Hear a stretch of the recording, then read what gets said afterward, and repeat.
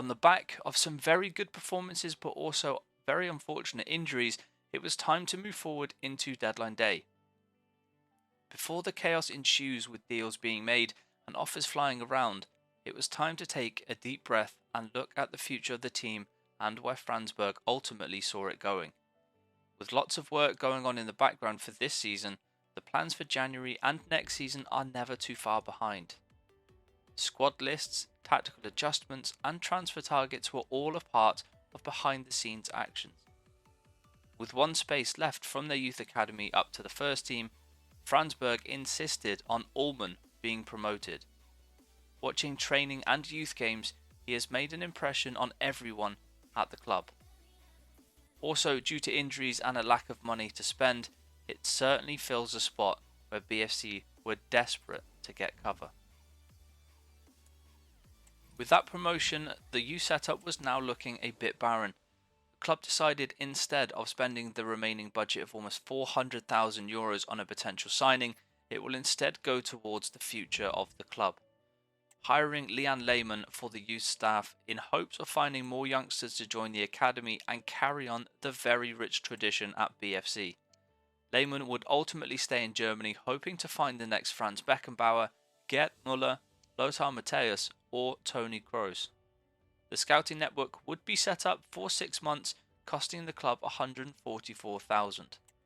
With almost half of the entire budget now gone, it didn't look very likely for any deals to be made on deadline day. That wasn't going to stop the club from trying to improve the squad before the window ended. Kamal Soa, a 24-year-old striker who is currently without a club, was picked up in a broad sweep of the Belgian scouting network. Having played there for the last 4 years, Pierre Vercauteren briefly mentioned this to Franzberg and telling him that he was available. That led to a meeting being struck up for a potential contract offer. Soa, flying in the same day, sat down with Berg and tried making the situation work. Unfortunately, due to the club's lack of financial power, the deal fell through with the first offer being made to the Ghanaian striker.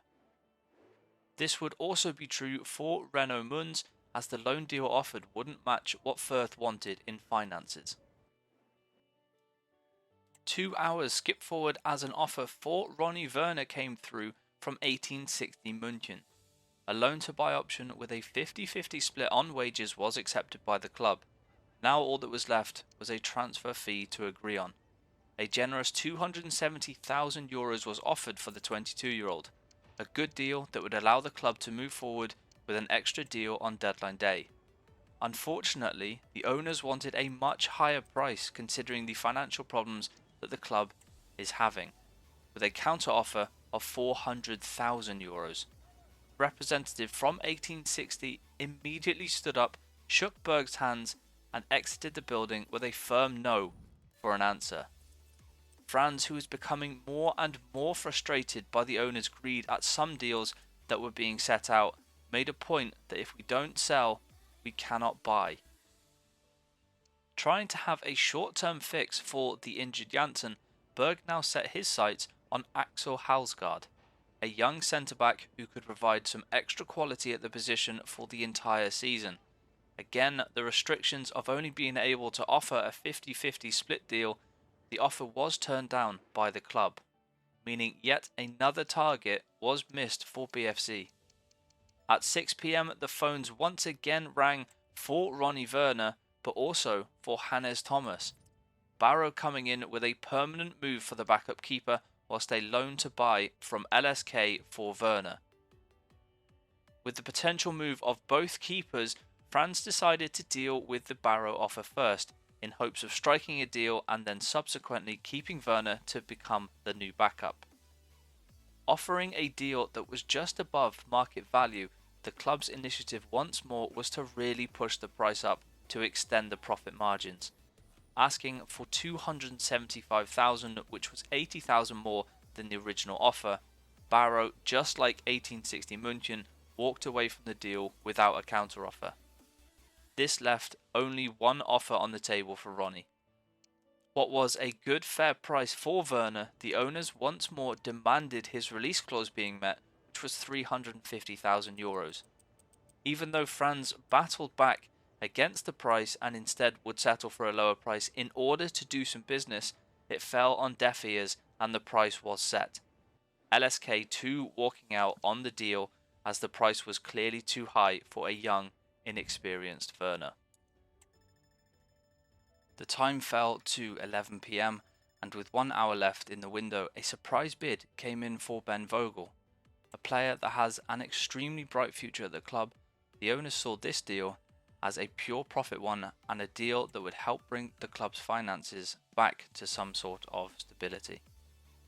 Franz, after having deal after deal taken away, uses his only veto of the season where he refused to sell Vogel on the grounds that there wouldn't be enough time to find a replacement, but also a price of just €680,000 would be a third of what Ben will be worth if he's allowed to continue at the club.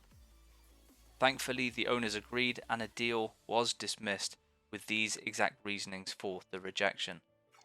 With minutes to go, an offer for Werner once more was made, a loan to buy for a 2-year deal and a price of $230,000. Once more, the price, although was dropped to $300,000, was deemed too high for Wiesbaden, and that would be the last of the transfer window for BFC Germania. A really disappointed and frustrating one for Franz. He was, however, extremely happy with the acquisition of Di Benedetto and Elias Meyer. It wasn't all that bad.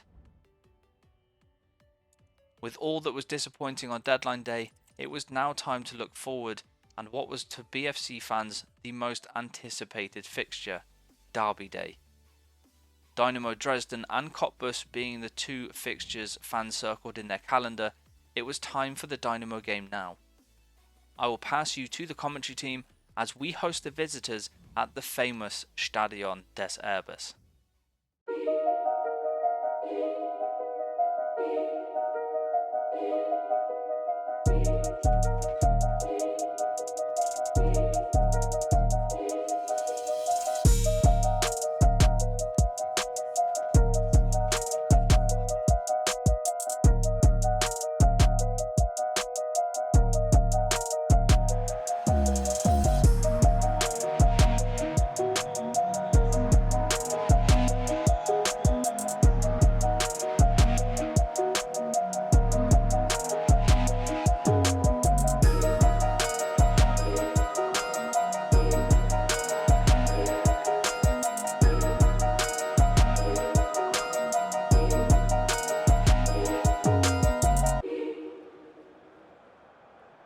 Good afternoon, ladies and gentlemen. Welcome to the Stadion des Erbes for the featured fixture of today's game, where we have BFC Germania versus Dynamo Dresden, a game that the fans have been looking forward to. It is Derby Day, something that every football fan will know the feeling of, and hoping that their side can get the better of the other one, earning all 3 points.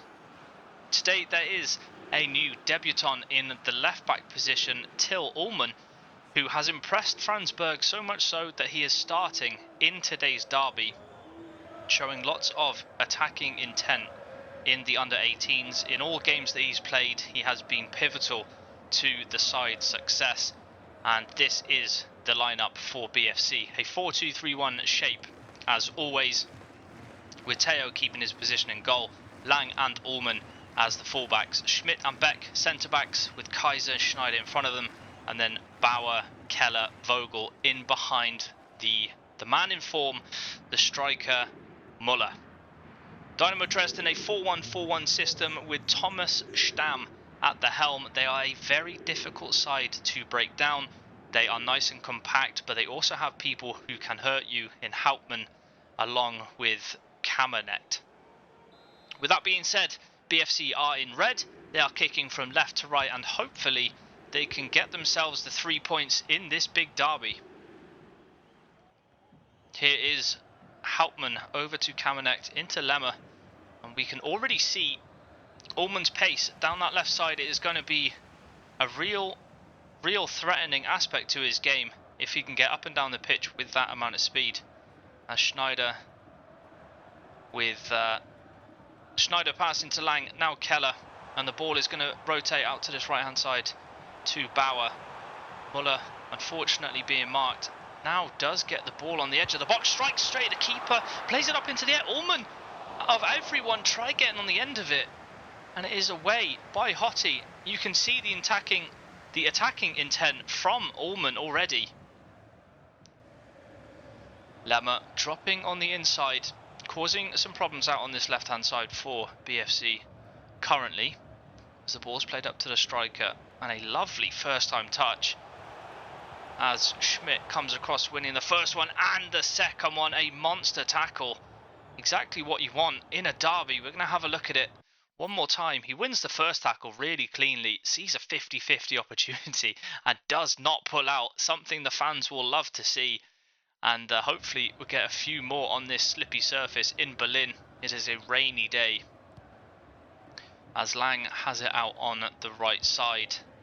Tries and finds the left back, but Vogel nods it on to him as he comes down the left hand side. Does have Muller with a fantastic first touch, gets into the box and straight at the goalkeeper. Probably the man you would want on that chance, and probably expect a better finish from him. Schneider wins the header over to Kaiser, waiting for the overlap from Ullman once more, who finds Vogel, and this time on the underlap as he works some space, and a chance to cross to Muller, who was open at the back post, but unfortunately a cross that fell short, as Kassar now drives through the middle. Ullman not being able to win the ball. Some nice short passing from Dresden as it's back out to Lemon. A wonderful pass, gets through, and somehow Teo, full stretch, pushes out for a corner. A wonderful pass through to the striker, but the corner needs to be dealt with. Muller is there but doesn't get it, and it's off the post. Two huge chances within the space of a minute, and thankfully for BFC the score remains at 0-0.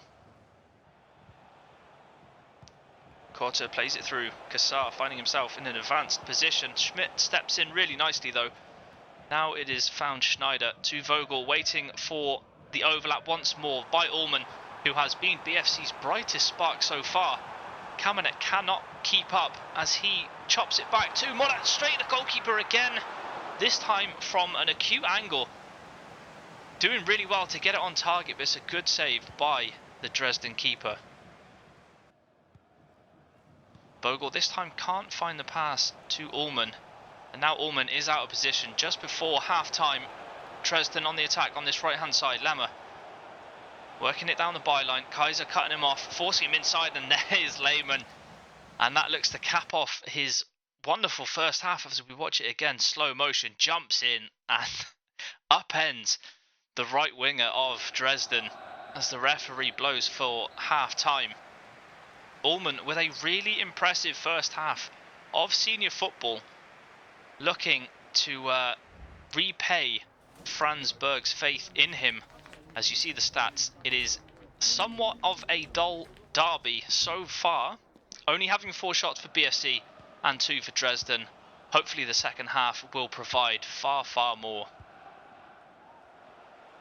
Heiser on this left plays it over to Kassar, who's in an advanced position once more. Skips past Schmidt. Now finds it to Heiser again. Korte back to Hauptmann. Probably one of the most dangerous men on the pitch in terms of chance creation. Back to Sapina. Kamenet. Sapina once more. BFC are forcing them backwards, as it finds Lemmer on this right hand side, who has caused a lot of problems. Ullman goes flying in, gets nowhere near it, and now they do drive down this right hand side. It's a 2v1, he skips past the man, finds it on the edge of the box, really well intercepted by Kaiser. Now it's Muller. Can BFC break? Unfortunately not, but Keller does win the ball back. He does have a man in Muller, 25 yards out, straight at the keeper. Half chance for Muller. The score remains 0-0. Fortunately, Kaiser losing out, and Lang is so far out of position as they are free on this left-hand side. Beck has so much defending to do, forces him down the byline. It's another good save by Teo. Full stretch once more.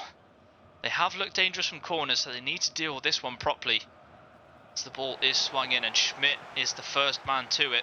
But the ball is going to come straight back. Hottie over to Cotter. Back to the striker. It's a wonderful pass into Heiser, who crosses it instead of having a shot. A very strange decision. Not the best one at all. We do have a few subs on. Di Benedetto over to Vogel, who has Muller at the back post. And for some reason, he doesn't go for the shot. That was a free header on target. And actually drops it straight back to Elias Meyer, who fires into the legs of the defender as it goes out for a goal kick. A really strange decision by Muller. Schmidt really nicely won up to Meyer, who gives it away to Hauptmann. Over to Lemmer once more. Sapina, he does have Lemmer, and it is straight at Teo. Not too many clear-cut chances in this game, and that was not one of them. Kaiser, 83 minutes being played. There's not too much time left for either team to secure anything, as Kaiser finds a wonderful pass all the way to Werner, who is in one-on-one. Plays it back to Muller, and another fantastic save by the keeper. How on earth has he kept this out? Left-footed stab shot towards the top corner, and somehow the reactions keeps it out for a corner. Benedetto plays it in, doesn't go anywhere, falls to Elias Meyer. Back to Di Benedetto down this left-hand side. Tries to find Meyer, which he does. They are keeping possession. Beck tries finding Meyer once more, and Hottie clears well upfield. It is almost the 90th minute, and can BFC get one more chance? Werner plays it out wide to Bauer, who's done really well to control the ball. Meyer on the edge of the box. Can he find someone? He shoots from distance, and it goes well wide.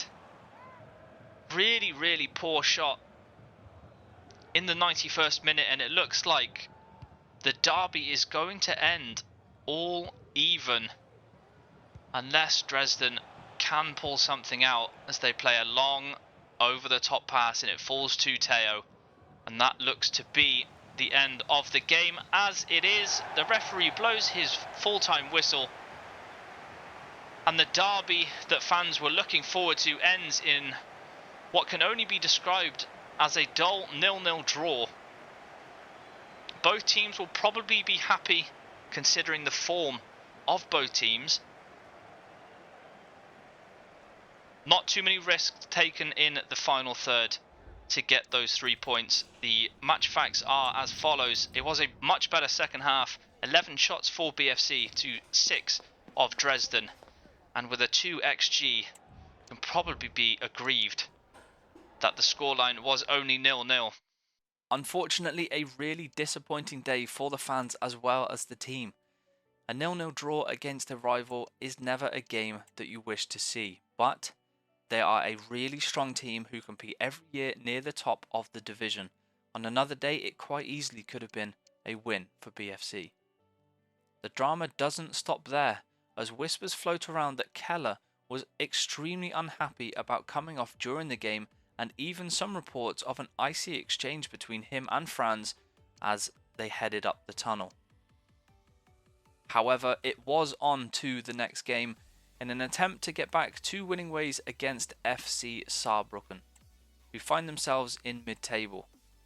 The game started brightly as Ullmann checks down the left-hand side and past his man before finding a cutback to Muller, who fires wide with a left-footed effort.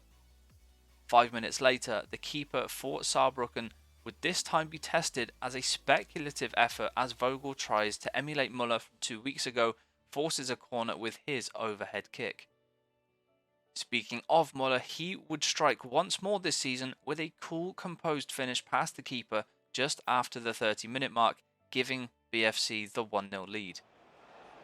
He would then 6 minutes later double the lead with a wonderful right-footed strike that rose into the top left corner. Just before half-time, Saarbrücken would capitalise on some poor defending with a sweeping left-footed finish to make it 2-1. Not even 3 minutes later, they would once more find themselves in the box with a good cutback, allowing a thundering finish at the near post to equalise the score. We would have to wait until the 75th minute where Muller would be put through on goal and on a hat-trick slices the ball wide from a close distance, keeping the score at 2-2. In the 83rd minute, Niels Janssen, who was replacing the injured Nick Janssen, would make a huge error in fouling the striker in the box with an attempted block, taking him down and giving them a chance to win the game right at the death. The midfielder Rabihic stepping up and sending Theo the wrong way would give BFC the first defeat of the season. SCV Verl were up next as a struggling BFC tried to regain their winning ways. A spanner would be thrown in the works as a 9th minute opener would put the visitors in front with a tap-in from 5 yards out. Muller would force a corner out of the goalkeeper after having his effort saved.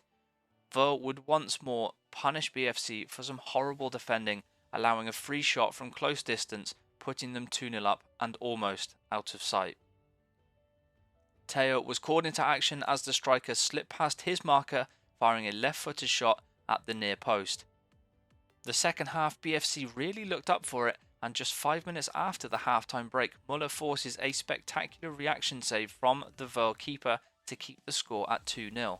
Theo would once more be needed as he concedes a corner with a smart save down to his right-hand side. 2 minutes after the hour mark, Samuel Fuchs grabs his first goal of the season with a lovely right-footed finish across the keeper from a Muller assist. Just 6 minutes after, Vogel would once more come through for BFC and repay Berg's faith with a clinical strike from 10 yards out, giving BFC the equaliser they so desperately needed. After getting themselves back into the game, Schmidt makes a huge lunging tackle from behind that results in the referee brandishing the red card, putting BFC down to 10 men. With close to 20 minutes to hold on, the only chance for BFC to score came in the 88th minute, with a hopeful effort from Vogel from outside the area. With the game finishing at 2-2, it was a difficult month for BFC. Only picking up 2 points from the 3 games that they played, they now find themselves dropping from first position. Once again, Keller and Franz Berg having issues on the sideline with yet another early substitution. Telling Franz in a meeting that he was wrong for taking him off and he would have been the difference in getting those extra 2 points, leading to quite an explosive response from the manager, resulting in a quite tense atmosphere around the training pitch.